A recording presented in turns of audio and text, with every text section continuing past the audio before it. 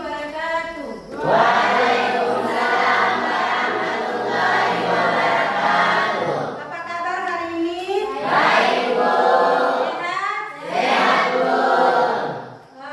Laki-laki kalau sudah dalam kelas tidak usah kemejanya digantung ya. Iya, Semua Bu. sudah kemeja masukkan dalam celana ya. Sudah, Bu. Ya. Oke, sebelum kita lanjut ke pembelajaran kita, maka Ibu panggil ketua kelas untuk memimpin doa dulu. Ketua kelas, ya di sini. Ibu serta teman-teman sebelum kita mulai belajar mengajar, mari kita berdoa mulai.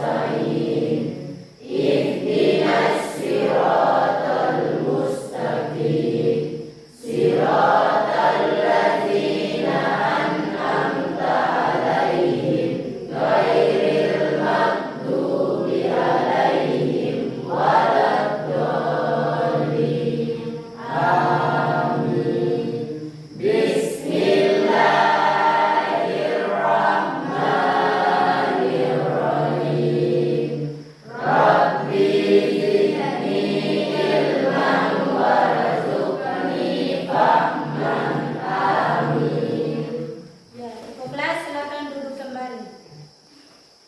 Ya, sebelumnya Ibu absen mengecek kalian dulu ya.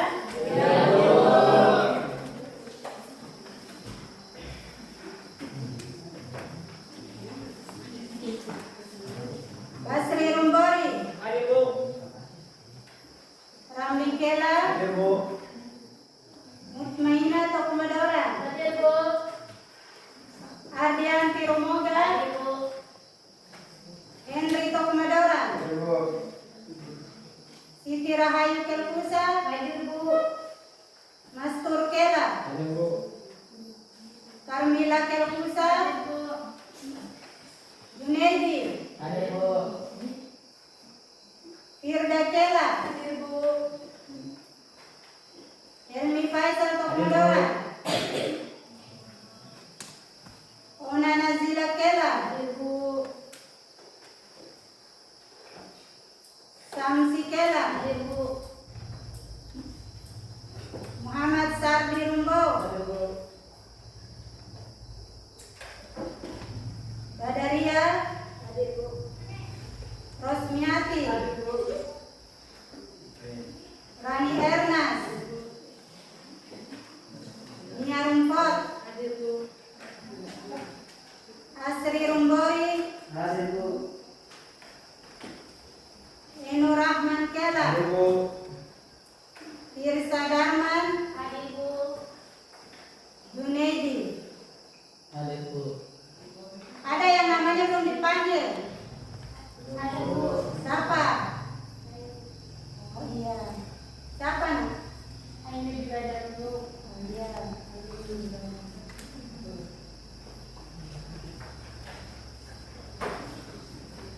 Oke.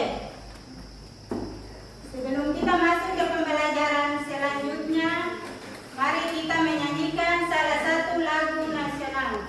Ibu minta semuanya berdiri. Ya. Lagu yang kita nyanyikan yaitu Garuda Pancasila. Oke. 1, 2, 3.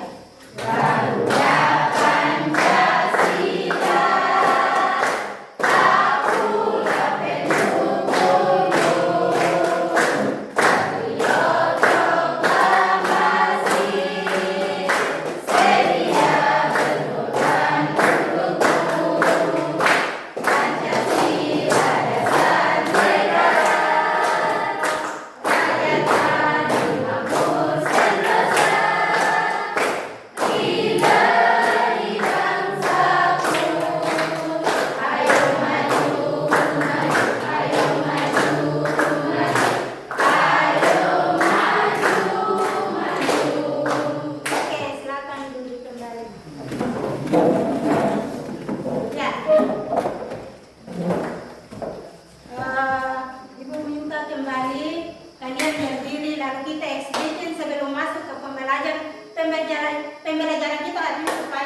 lebih semangat lagi.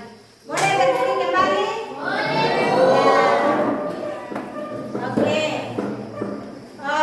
Speaking kita pada hari ini adalah speaking tentang semangat, tepuk semangat. Oke.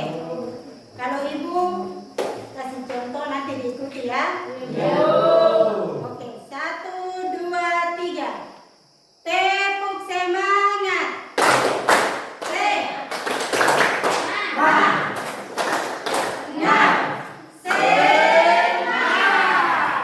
lagi. Tepuk semangat.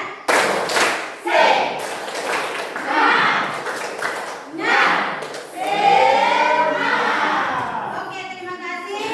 Dipersilakan duduk kembali. Ya.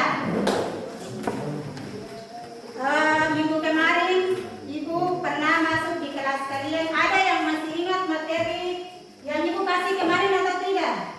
Materi kemarin. Apa yang Ibu sampaikan minggu kemarin? Prasejarah. Ya. Ya. Siapa yang tahu tentang pengertian prasejarah? Saya Bu. Ya, persilakan ketua kelas. Pengertian sejarah adalah peristiwa yang terjadi pada masa lalu atau masa lampau. Ya, betul sekali. Siapa lagi? Silakan ya.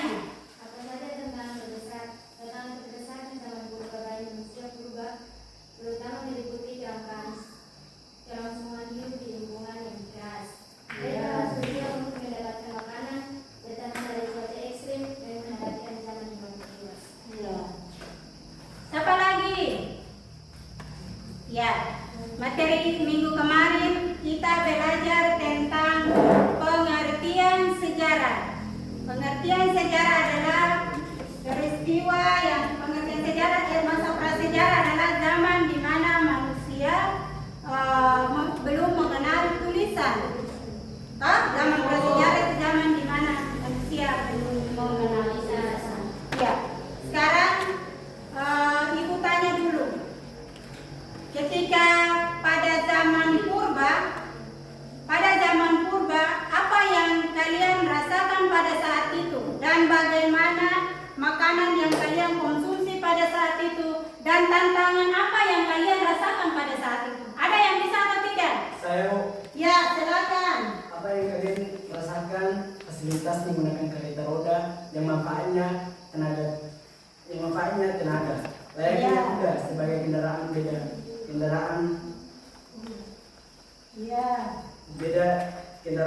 dan sekarang itu. Ya, begitu. Betul sekali.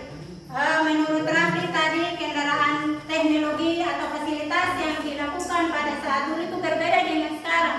Misalnya dulu menggunakan kereta roda tapi dibantu dengan kuda dan sapi dan sebagainya. Terus apa lagi yang makanan yang kalian gunakan yang rasakan pada saat zaman purba itu seperti apa? Siapa tahu? Ya, silakan Nona. Dulu mencari makanan itu dari alam seperti buah-buahan, umbi-umbian, dan sayur-sayuran. Oh iya, betul sekali. Pada zaman purba atau zaman prasejarah itu yang pada saat itu makanan yang digunakan itu adalah sayur-sayuran, umbi-umbian, dan buah-buahan. Ya, apa lagi? Tantangan apa yang dirasakan pada zaman purba yang kalian rasakan mulai dari teknologinya, fasilitasnya, tadi yang sudah dijelaskan oleh teman kalian itu makanannya, terus yang dijelaskan oleh Sapa Ramli tadi juga tentang teknologi fasilitas yang pada zaman purba tadi sudah dijelaskan oleh Mia sama Ramli. Siapa lagi tantangan terbesar yang pada zaman purba itu seperti apa? Atau kalian rasakan pada saat itu? Kalau Anda di tantangan tersebut? Ya, silakan Mia. Tantangan terbesar di zaman purba dan manusia purba terutama meliputi kelangsungan hidup di lingkungan yang keras.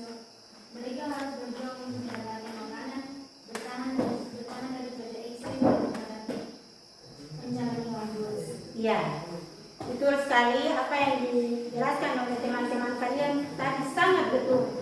Yaitu pada zaman purba berubah itu zaman fasilitasnya, teknologinya, yang semuanya itu tergantung kepada alam. Ya.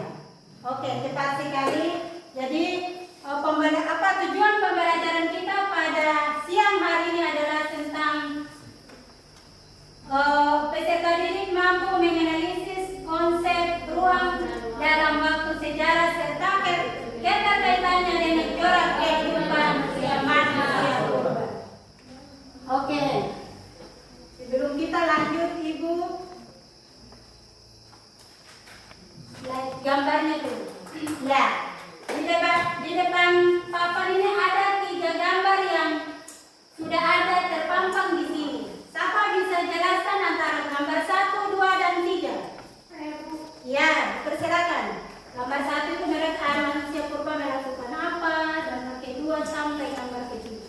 Gambar pertama itu manusia purba sedang melakukan tentang bentuk tanah. Ya.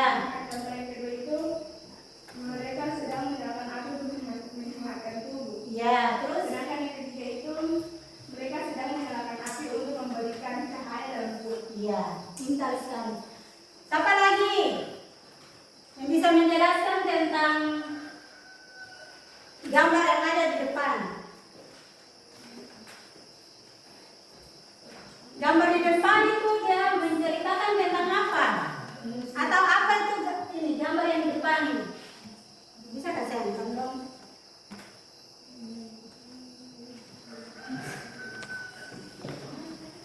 Ini disebut dengan apa? Manusia Ya, ini yang disebut dengan manusia purba. Manusia purba.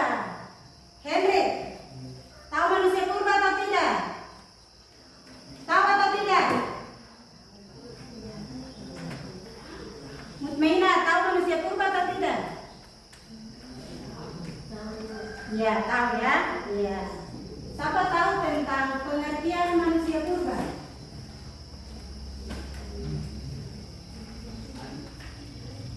Siapa tahu tentang manusia purba? Ya.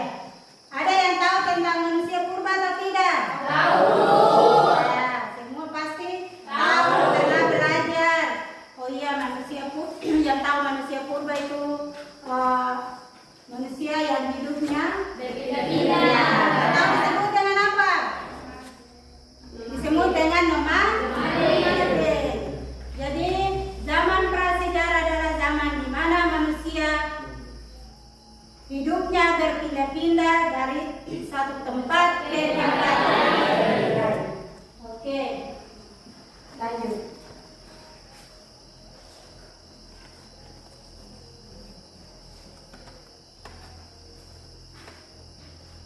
Ya. Sekarang konsep ruang dan waktu. Ruang dalam sejarah adalah tempat di mana peristiwa sejarah berlangsung. Ini bisa berupa lokasi geografis seperti negara, kota, desa, sungai, gunung, dan lain-lain. Atau bisa juga berupa ruang non-fisik seperti ruang sosial, budaya, politik, ekonomi, atau agama. Waktu dalam sejarah adalah kapan peristiwa terjadi. Ini bisa merujuk pada tanggal, tahun, atau periode tertentu. Anak-anak sekalian, ketika kita belajar tentang ruang dan waktu itu dia sangat penting dalam sejarah. Kenapa? Ketika ada ruang, maka disitulah dia bercerita tentang tempat, di mana tempat peristiwa itu terjadi. Ya, terus berlangsung di mana? Oh, tempatnya di tempat yang kita maksudnya adalah ruang sejarah adalah sebuah tempat yang telah terjadi peristiwa. Terus waktu adalah kapan peristiwa itu terjadi. Ya, mulai dari misalnya tanggalnya, bulannya, tahunnya. Ya, yang itu yang disebut dengan waktu. Ya, contoh. Ya, pentingnya waktu untuk sejarah. Yang pertama itu membantu kita memahami urutan peristiwa, perkembangan, kesinambungan, perubahan sejarah dengan memahami waktu peristiwa masa lalu membentuk masa kini dan mempengaruhi masa depan. Contoh, masa lampau, masa kini, dan masa depan. Ya, terus masa lampau, fakta sejarah yang telah terjadi dan tidak dapat terubah tetapi dapat menjadi pembelajaran untuk masa depan dan masa kini dan masa akan datang. Terus generasi penerus diharapkan mampu memahami sejarah untuk tidak mengulangi kesalahan yang sama. Masa depan, sejarah dapat menjadi pedoman dalam membuat keputusan dan bertindak di masa depan. Jadi kita belajar tentang peristiwa ruang dan waktu itu tidak terlepas dari masa sekarang, masa lampau, dan masa akan datang. Next.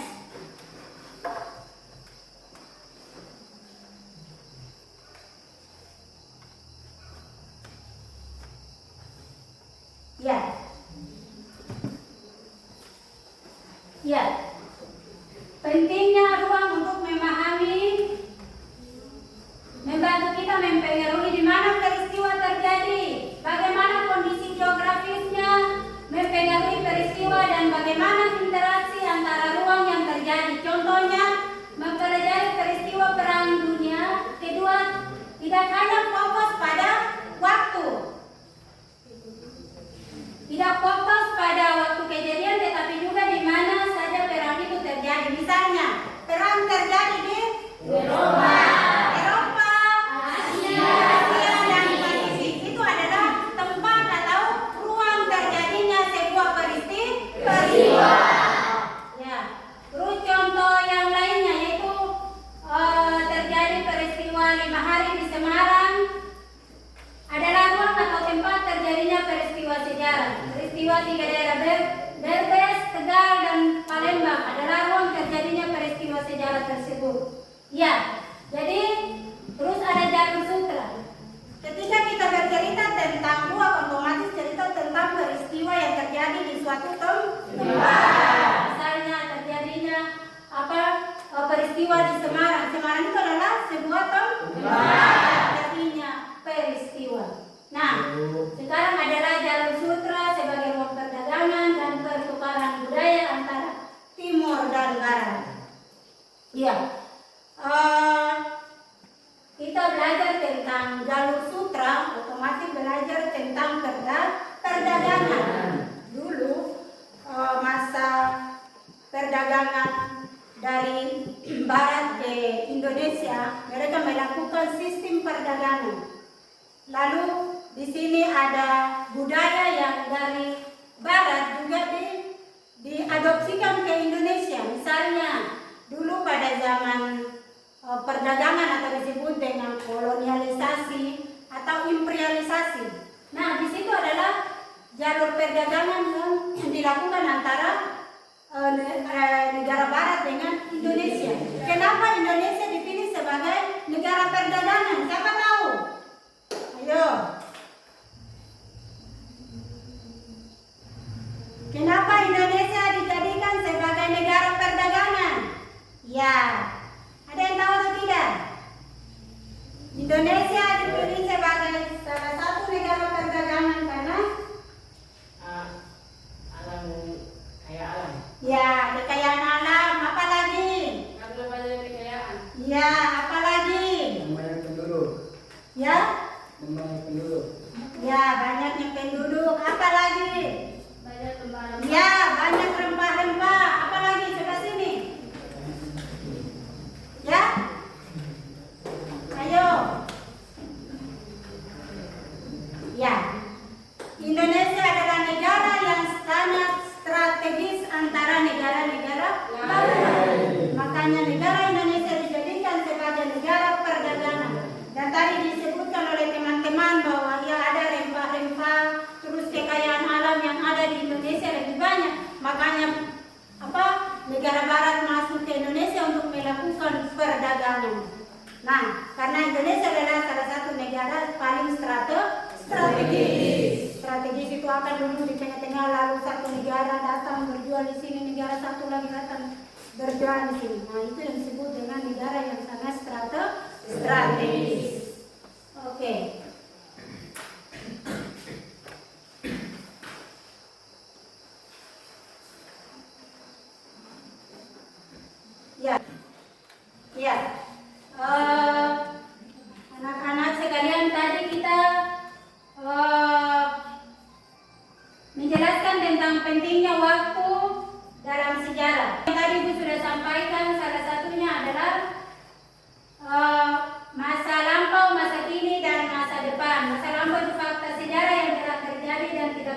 diubah, tetapi menjadi pembelajaran untuk masa kini dan masa depan. Terus, masa kini generasi penerus diharapkan mampu memahami sejarah untuk tidak berulang kesalahan yang sama. Terus masa depan sejarah dapat menjadi pedoman dalam membuat keputusan dan bertindak di masa depan. Next. Ya. Pentingnya ruang untuk memahami, mempengaruhi mana peristiwa itu terjadi, bagaimana kondisi geografis mempengaruhi peristiwa dan bagaimana interaksi antara ruang terjadi. Contohnya, mempelajari Perang Dunia Kedua hanya fokus pada waktu kejadian, tetapi juga di mana perang itu terjadi. Nah, jadi pentingnya ruang adalah memahami sebuah tempat, suatu peristiwa. Atau tahu saja peristiwa, tapi peristiwa itu terjadi di mana? Hah? Ya, jadi kalau tahu ya peristiwa itu terjadi contoh seperti di Eropa, di Asia dan Pasifik. Itu harus tahu. Terus contoh yang lain, misalnya terjadi peristiwa di Semarang, ruang dan tempat terjadinya peristiwa. Nah, jadi tahu ya peristiwa itu akan terjadi di Semarang, terjadi di Surabaya, terjadi di Ambon misalnya. Terjadinya peristiwa 99 yang di Ambon, nah itu adalah sebuah peristiwa. Oke. Terus jalur sutra. Jalur sutra sebagai ruang perdagangan dan pertukaran budaya antara timur dan barat. Dan tadi Ibu sudah singgung bahwa kita belajar tentang imperialisme dan kolonialisme, otomatis berbicara tentang masa penjajahan, bicara tentang perdagangan. Nah, Ibu tanya, ketika dari barat melakukan perdagangan ke Indonesia, karena kenapa sampai mereka memilih Indonesia sebagai tempat perdagangan? Siapa tahu? Ya, Ona. Karena Indonesia memiliki banyak memiliki rempah-rempah. Ya, Indonesia banyak memiliki rempah-rempah. Apalagi? Kekayaan alam. Ya, kekayaan alam. Apalagi? Yurda. Indonesia adalah negara strategis. Ya, Indonesia adalah negara strategis. Apalagi? Karena mereka punya kekayaan sangat banyak. Ya, mereka punya kekayaan sangat banyak. Ya. Tadi apa yang disampaikan oleh teman-teman kalian tadi sudah cukup bagus. Ada yang bilang Indonesia adalah negara yang memiliki rempah-rempah terbanyak. Ada yang menyatakan bahwa Indonesia adalah negara yang sangat-sangat strategis. Makanya dipilih sebagai negara perdagangan. Dari negara barat datang melakukan perdagangan di Indonesia. Indonesia itu tempat atau ruang? Tempat atau ruang? Indonesia adalah tempat. Oke.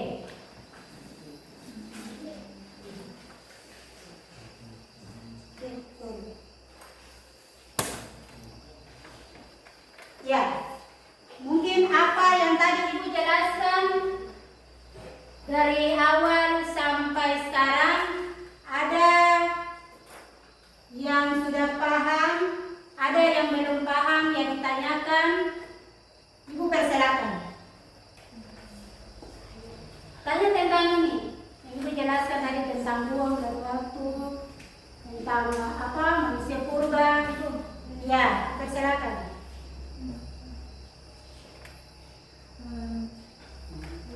Suara lebih keras kan? Tadi kan Ibu jelaskan tentang manusia purba. Iya. Kenapa manusia purba berpindah-pindah tempat ke tempat yang lain? Ya. Kenapa sampai manusia purba itu berpindah-pindah tempat ke tempat yang lain? Misalnya dari tempat sini nanti dipindah lagi ke tempat yang lain. Siapa yang tahu? Ayo. Firda.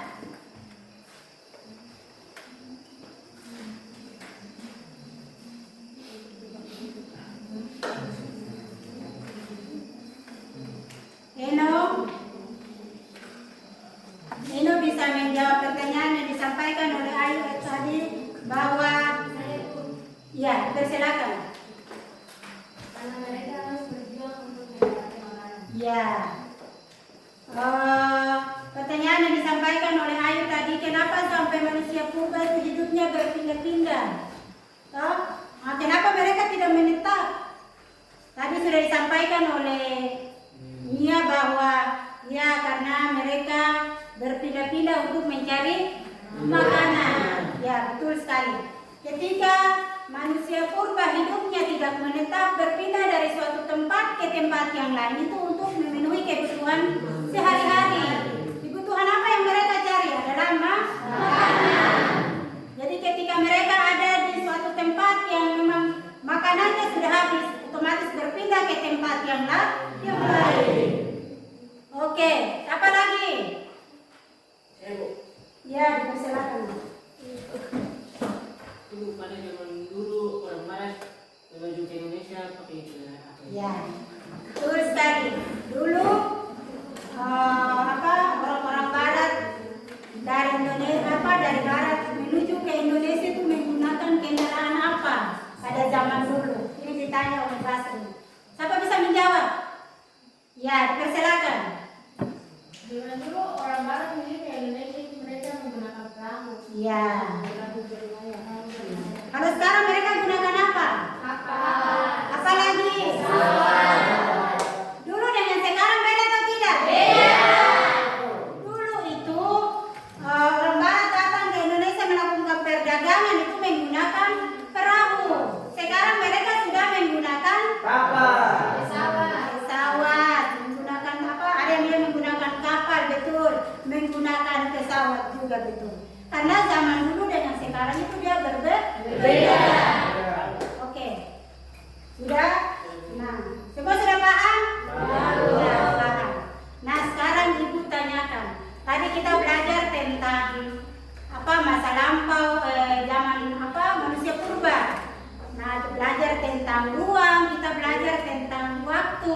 Dari belajar dulu pembelajaran tentang masa manusia purba itu pada zaman dulu akan berbeda dengan zaman sekarang. Nah, Ibu mau tanyakan buat kalian. Ketika kalian dari lahir, dari TK sampai SD itu perubahan dulu dengan sekarang berbeda atau tidak? Beda. Bisa kalian mendeskripsikan atau menjelaskan? Oh, Ibu dulu itu katong seperti ini, sekarang katong sudah seperti ini. Oke, Ibu berikan waktu untuk berpikir atau menjelaskan tentang masa dulu dengan sekarang. Kaitkan dengan kehidupan kalian sehari-hari. Hai Ibu. Ya, silakan. Eno, perhatikan di depan. Zaman dulu saya pengen sekolah TK, tetapi sekolah TK-nya belum ada atau belum dibangun. Tapi zaman sekarang sekolah TK maupun sekolah lain sudah ada. Saya pengen seperti dulu sekolah TK. Ya, berikan apa buat itu adalah Ayu punya perbedaan masa dulu dengan sekarang. Ayu bilang dulu itu belum ada TK, dia pilih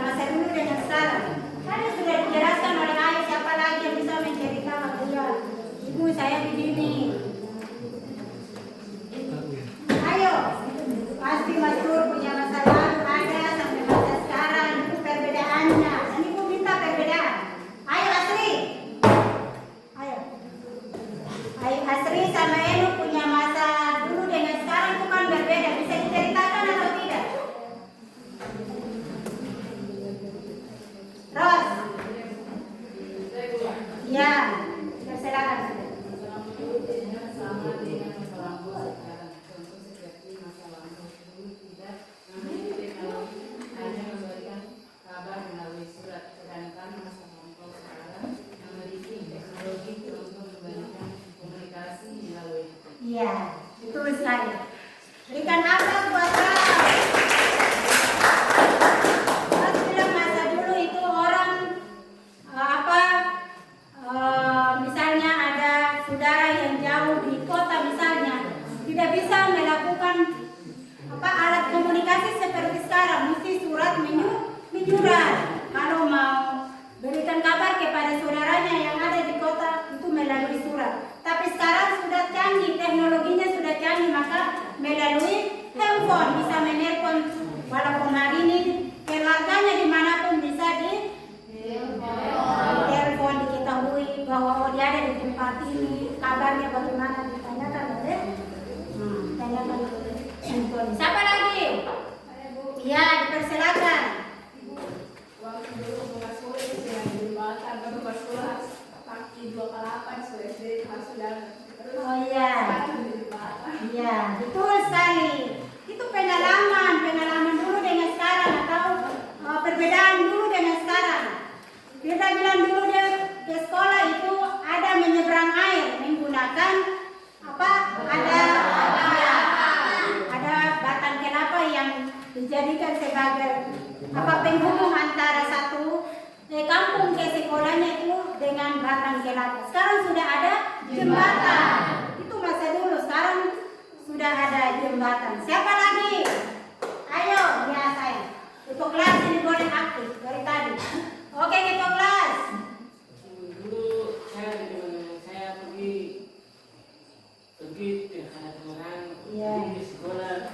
Sedangkan sekarang ada kendaraan di mobil, motor. Iya. Dan sekarang dulu tidak ada listrik, dan sekarang ada listrik. Iya. Ya, itu pengalaman Basri. Dulu Basri ke sekolah itu jalan kaki. Karena tidak ada kendaraan.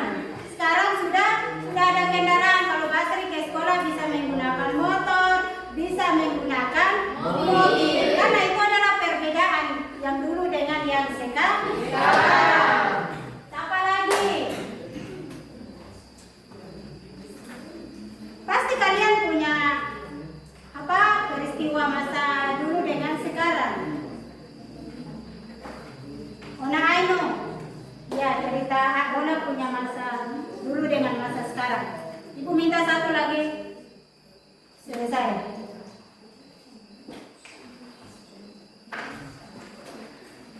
Oke, kalau sudah tidak ada, mungkin ada contoh-contoh yang disampaikan oleh teman-teman kalian tadi. Kalian sudah paham tentang perbedaan masa dulu dengan masa sekarang, atau tempat yang dulu kalian gunakan, maksudnya di tempat dulu dengan tempat sekarang. Tempat dulu kalian tinggal di rumah gubuk misalnya, sekarang sudah tinggal di rumah yang beton dan lain sebagainya. Itu adalah sebuah perbedaan tempat dan ruang dan waktu.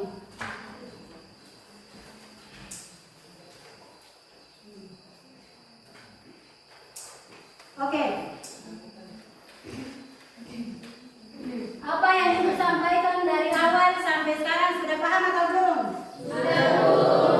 Sekarang ibu membagi kelompok dalam 3 kelompok. Jadi kelompok 1, kelompok 2, dan kelompok 3. Jadi kelompok 1 ke sini, 2 ke sini, dan 3 tetap di tempat. Berdiri.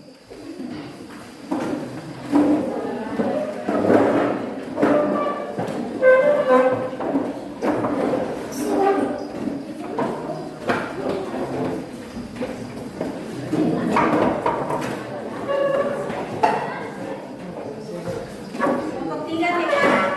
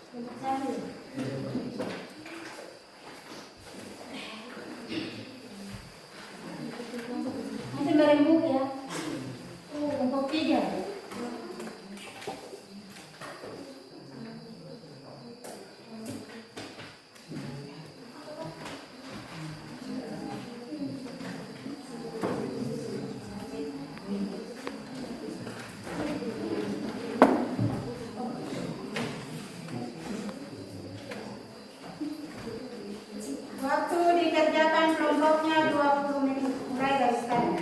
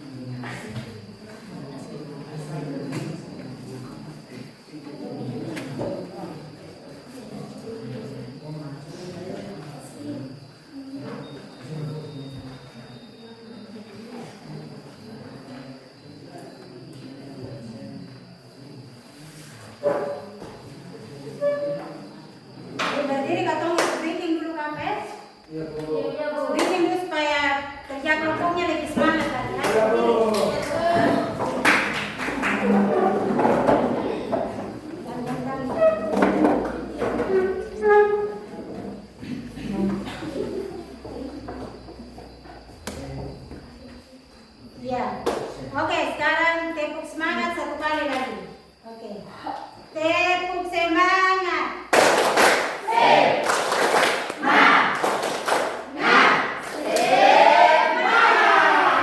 lagi. Tepuk semangat.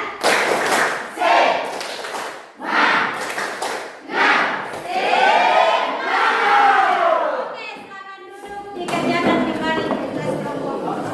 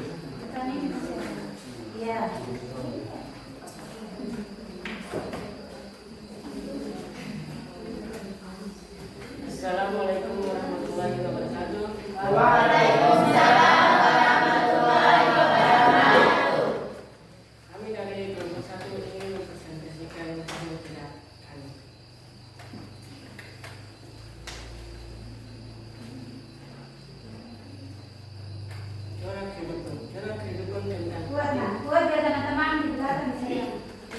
Surat kehidupan tentang api mencakup berbagai aspek mulai dari fungsi praktek seperti penerangan dan memasak sehingga simbolisme dalam agama dan budaya. Alasan ciri-ciri yang terlihat. Ada beberapa alasan utama menggunakan api oleh manusia purba adalah Memasak makanan, menghangatkan diri dari cuaca dingin,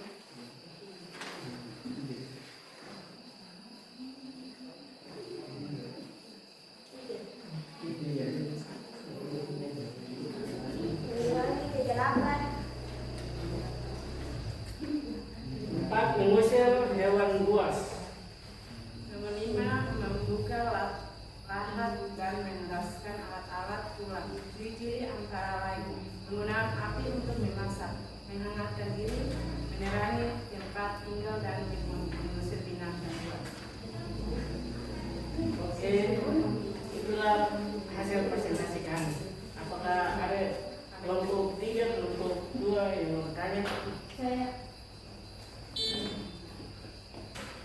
Saya dari kelompok 2 ingin bertanya kepada kelompok 1. Mengapa manusia purba harus menghangatkan badan menggunakan api? Kenapa tidak dengan matahari harus? Kenapa tidak dengan sinar matahari?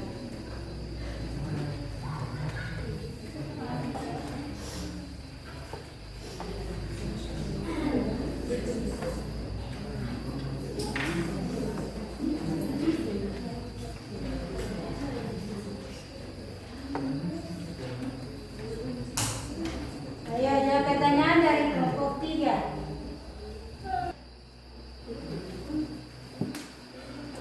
Karena mereka di dalam gua jadi menghangatkan badan dengan api. Kalau di luar gua mereka menghangatkan badan dengan matahari. Saudara Basto, bentar bisa kasih naik volumenya bisa. Ya, suaranya lebih keras lagi biar teman-teman di belakang bisa mendengar penjelasannya.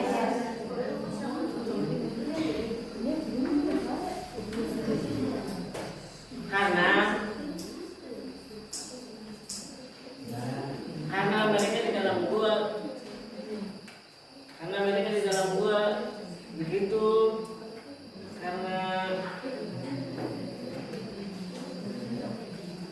ya saudara, ayo saya akan menjawab pertanyaan. Ya, suara lebih keras lagi. Nah, jadi pertanyaan Anda kan, mengapa manusia purba tidak menghangatkan diri dengan matahari? Oh, Bukan tidak. oh ya, coba. Kenapa harus manusia purba menghangatkan diri menghangatkan badan dengan menggunakan api? Ya, saya akan Tidak menjawabkan. dengan matahari. Mungkin posisi mereka lagi di gua kan, makanya mereka menghangatkan diri memakai api karena mereka kedinginan. Terus dengan matahari kenapa tidak dengan Iya, matahari? karena saat ini mungkin cuaca lagi dingin atau cuaca lagi hujan begitu, makanya kamu menghangatkan diri dengan api. Oh, iya. apakah sudah jelas? Sudah. Pas. Pas. Apakah ada yang mau bertanya lagi? Ada. Bagaimana manusia purba bisa menghangatkan? Buat Ona, suaranya lebih keras. Ona, suaranya lebih keras dari teman-teman. Ya, berdiri lalu menyampaikan pertanyaan. Assalamualaikum warahmatullahi wabarakatuh. Waalaikumsalam. Yang menjadi pertanyaan saya adalah bagaimana cara manusia purba bisa menyalakan api? Oke, saya akan menjawab. Batu. Mengapa sampai batu? Karena pada zaman itu manusia purba mengesekkan batu dengan batu yang lain sehingga bisa menghasilkan api. Apakah sudah jelas? Iya. Oke, sekian presentasi kami. Saya akhiri. Wassalamualaikum warahmatullahi wabarakatuh. Waalaikumsalam warahmatullahi wabarakatuh. Ya, berikan aplaus untuk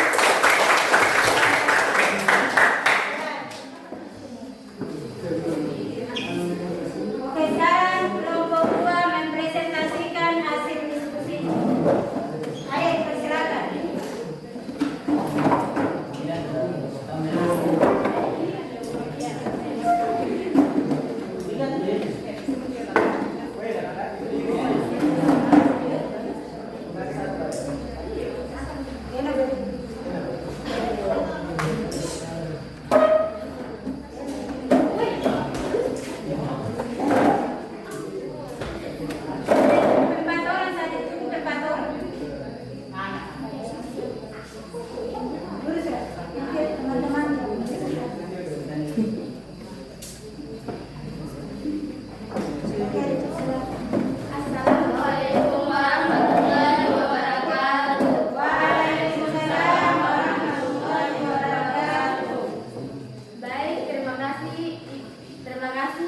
waktu yang diberikan kepada kelompok kami untuk mempresentasikan hasil diskusi kami. Yang di sini kami mempresentasikan yaitu kami akan mempresentasikan tentang manusia purba berburu binatang. Manusia purba berburu binatang dengan alat yang sederhana yaitu tombak, anak panah, dan busur.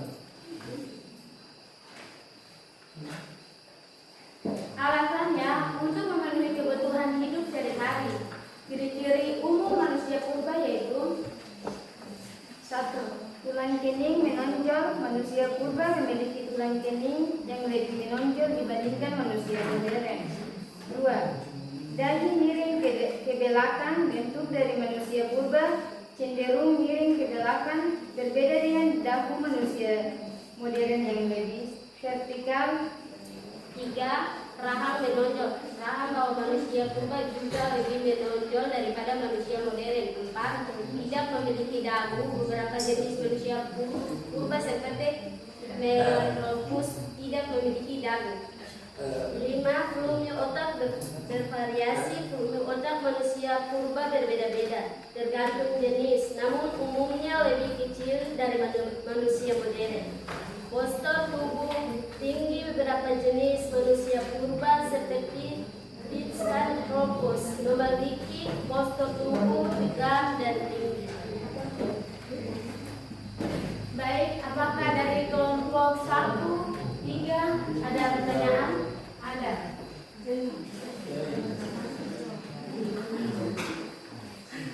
Assalamualaikum warahmatullahi wabarakatuh. Waalaikumsalam warahmatullahi wabarakatuh. Kami dari kelompok 3 ingin bertanya. Manusia pada masa purba itu berburu menggunakan alat apa? Manusia purba berburu binatang dengan alat yang sederhana yaitu tombak, anak panah, dan busur. Terima kasih. Apakah dari kelompok apakah dari kelompok 3 sudah paham? Apakah dari kelompok lain? Kenapa manusia purba tidak memiliki dagu?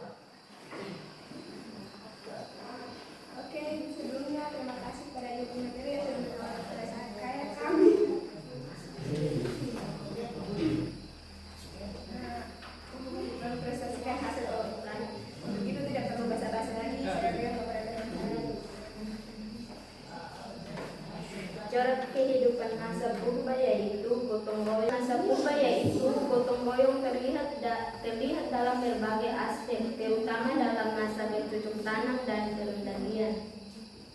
Alasan utamanya adalah keinginan untuk saling membantu menciptakan kebersamaan dan mempererat hubungan sosial.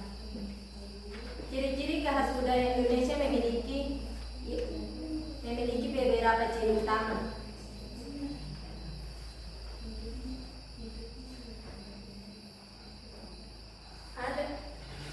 Ada kebersamaan dalam setiap kegiatan yang dilakukan.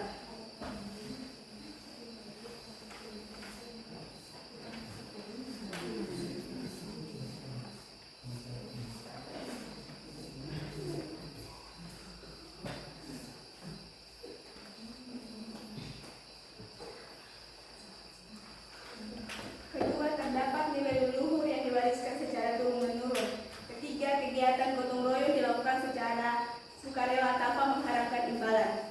Keempat, gotong royong menjunjung tinggi nilai kemanusiaan dan kepedulian terhadap sesama. Kelima, gotong royong menciptakan rasa persatuan dan kesatuan dalam masyarakat. Itu saja hasil diskusi kami. Apakah ada pertanyaan dari kelompok 1 yang 2? Ada silakan. Ada.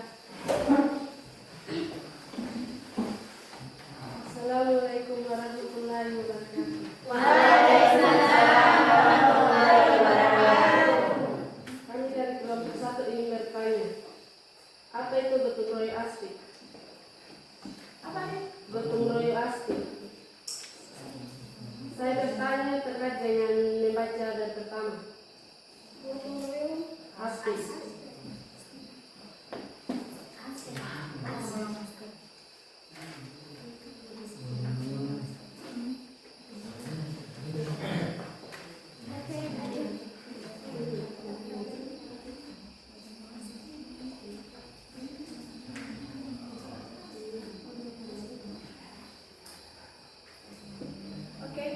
gotong royong aspek terutama dalam masa berciptaan dan kepedulian.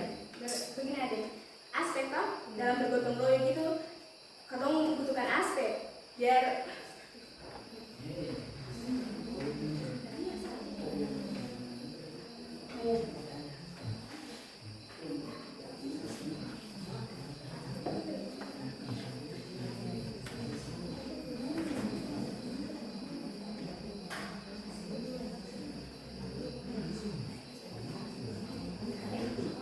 aspek adalah kegiatan gotong royong yang dilakukan secara sukarela tanpa mengharapkan imbalan.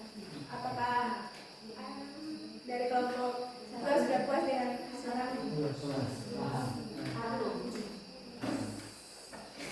Oke, itu saja hasil presentasi kami. Oke, itu saja hasil presentasi kami. Jika ada kata yang salah, mohon maaf. Wabillahi taufiq wal hidayah. Wassalamualaikum warahmatullahi wabarakatuh. Waalaikumsalam warahmatullahi wabarakatuh. Kita nafas untuk kelompok.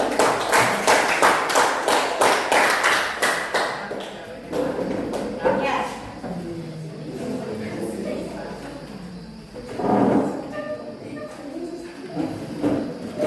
Tadi pertanyaan yang disampaikan oleh teman-teman dari kelompok 1 yang presentasi ditanya oleh teman kelompok 2 dan 3 dan sebaliknya. Jadi ada beberapa pertanyaan yang dilontarkan oleh teman-teman kelompok tadi sudah dijelaskan oleh kelompok yang presentasi. Itu sudah sangat bagus. Nah, cuman Ibu memberikan tambahan sedikit bahwa apa yang disampaikan oleh teman kelompok tadi tentang api, ada yang tanya tentang bergotong royong, ada yang tanya tentang pada zaman manusia purba itu mereka bercocok tanam menggunakan apa? Yang tadi ditanya oleh teman-teman kelompok seperti itu dan sudah dijelaskan sangat bagus. Jadi pada zaman manusia purba itu mereka berburu itu menggunakan alat-alat yang sederhana. Tadi sudah disampaikan oleh kelompok 1 bahwa kelompok 3 ya, 2 menggunakan tombak, anak panah dan busur. Itu alat-alat yang digunakan untuk berburu hewan pada zaman purba. Ya, terus tadi ada yang tanya tentang gotong royong ya. Iya. Ya, aspek atau kayaknya. Ada beberapa ciri gotong royong pada zaman purba, yaitu mereka bekerja sama.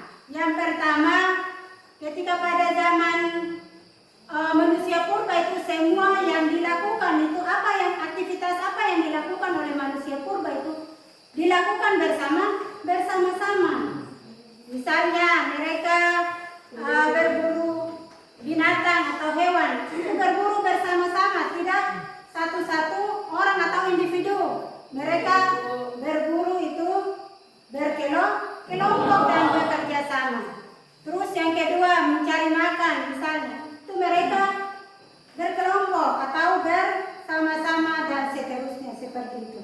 Jadi zaman purba itu mereka melakukan sesuatu itu bersama-sama atau disebut dengan gotong royong. Iya. Terus yang berikut ada yang tanya tentang kelompok satu tadi. Ada pertanyaan yang disampaikan oleh teman-teman bahwa pada zaman purba itu api itu digunakan dengan apa? Pertama kali api digunakan pada zaman purba itu mereka menggunakan dengan apa?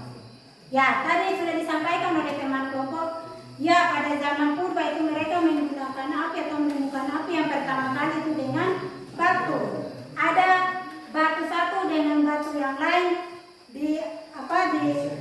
digesek lalu muncullah api. Dan pada saat itu manusia purba menggunakan api itu dari batu.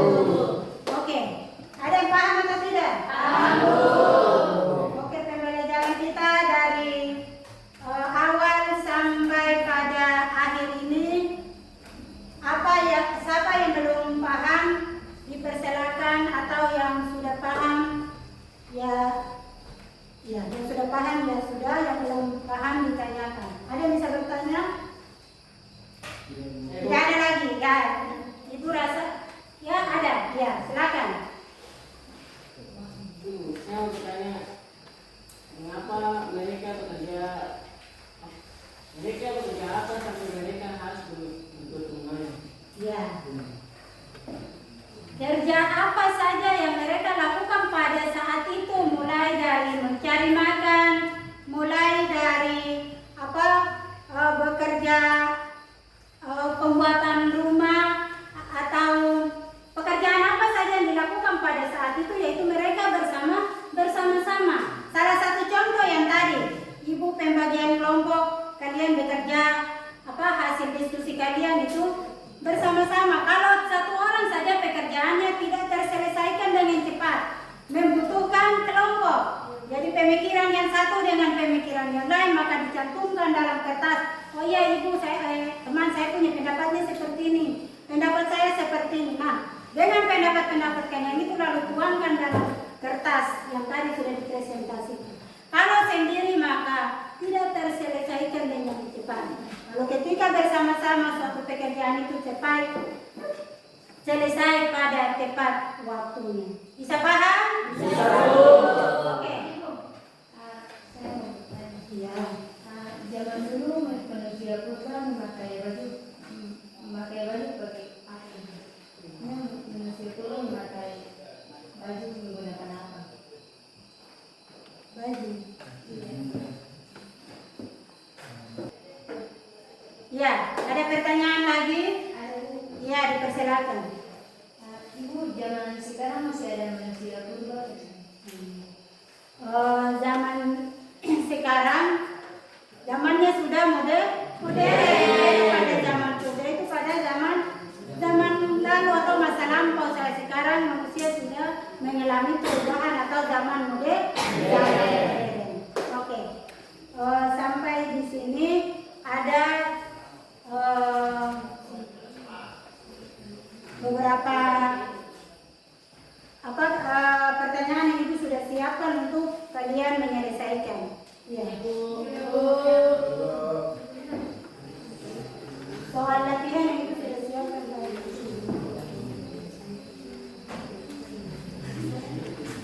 15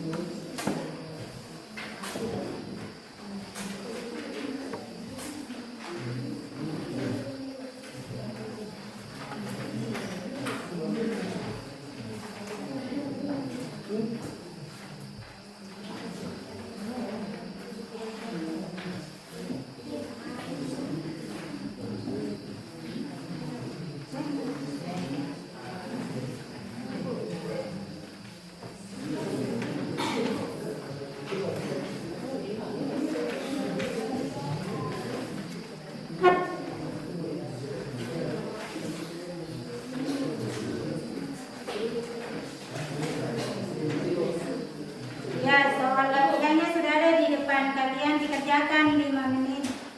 Langsung duduk.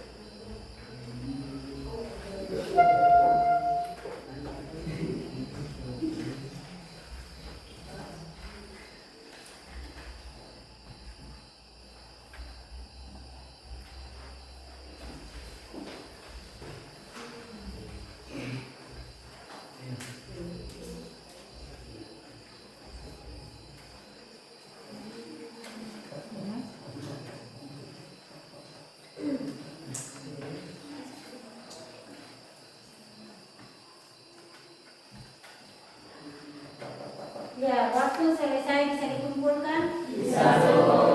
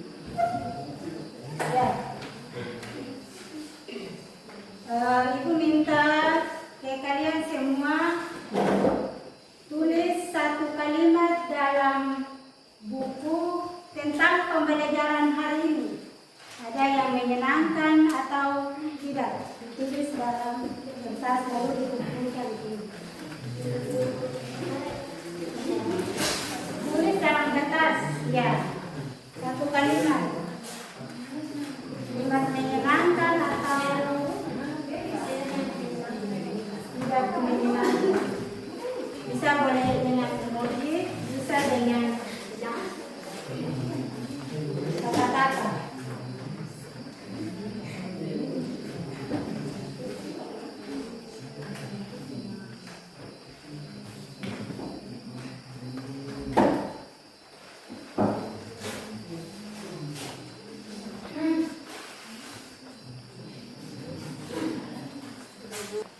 Ya. Bisa kumpulkan. Ya. Ya.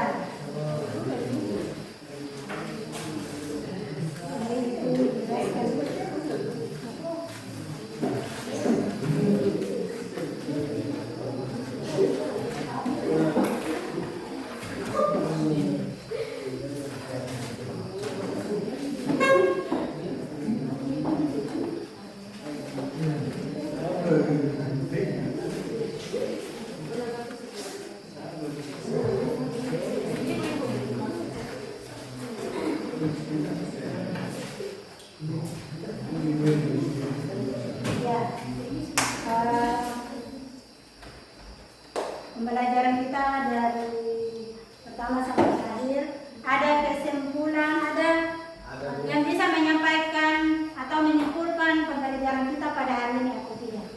Siapa? Oh iya, Eno bisa simpulkan. Oke, dipersilakan. Belajar tentang manusia purba adalah hidupnya berpindah-pindah dari sesuatu tempat ke tempat yang lain. Ya, pintar sekali. Siapa lagi yang menyimpulkan? Ya, dipersilakan. Masa luang dan waktu dalam sejarah itu sangat penting. Ya, pintar. Jadi apa yang disimpulkan oleh teman-teman kalian untuk pembelajaran yang kita sampaikan pada hari ini.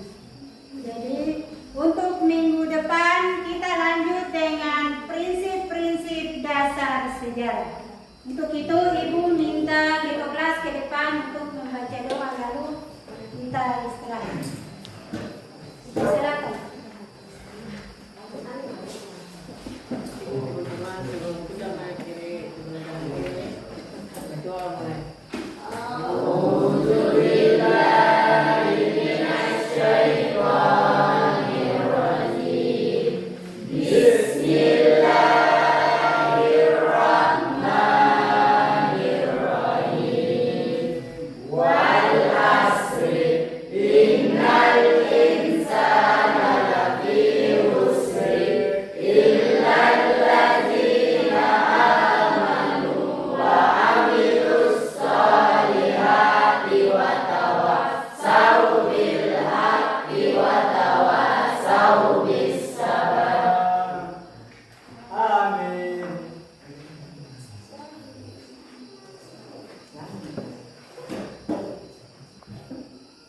Ibu serta teman-teman, sebelum kita mengakhiri pembelajaran ini, sebelum itu kita berdoa boleh.